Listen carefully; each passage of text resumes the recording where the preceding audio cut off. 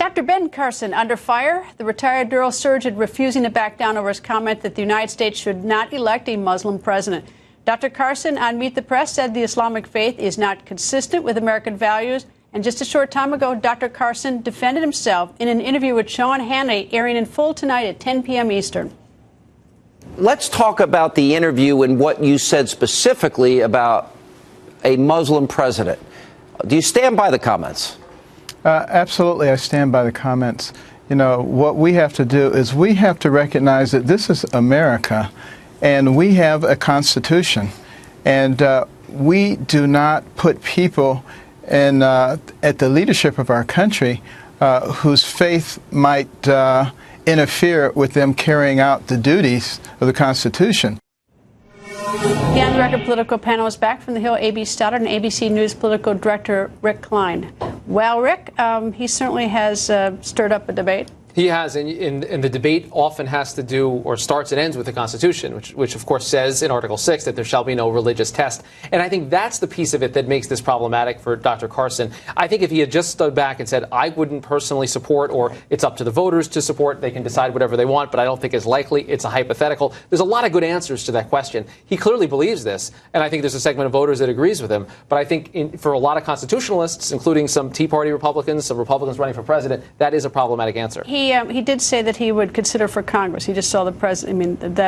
So it's not like it was totally a Muslim thing, but Muslim for president, indeed. Is what he said. Campaign official told the press today, hey, the Republican primary voters are 80-20 with us, so it works for us just fine. I mean, that was essentially what he was saying.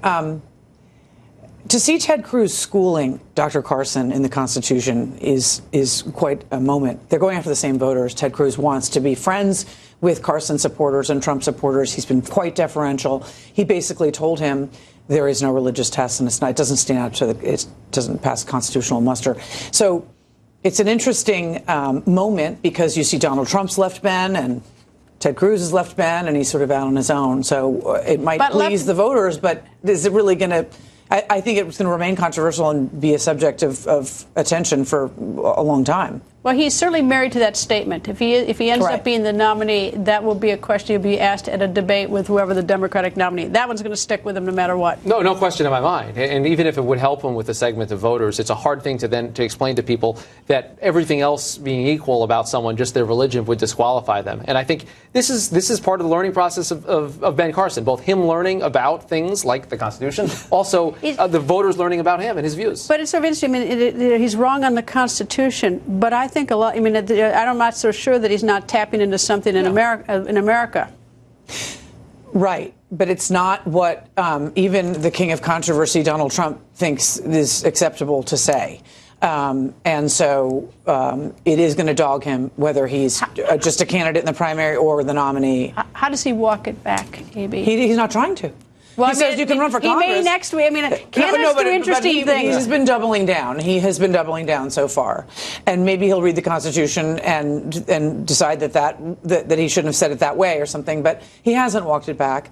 And I think when Ted Cruz is turning on you, it's a problematic statement. The Constitution doesn't apply to individuals, of course. It's about the government. So he can say, this is my personal opinion on the subject. That's not what he's saying so far. That's the problem. He didn't say that. Yeah. That was his problem. Right. I mean, right. How do you walk that back? I think you have to get to that point.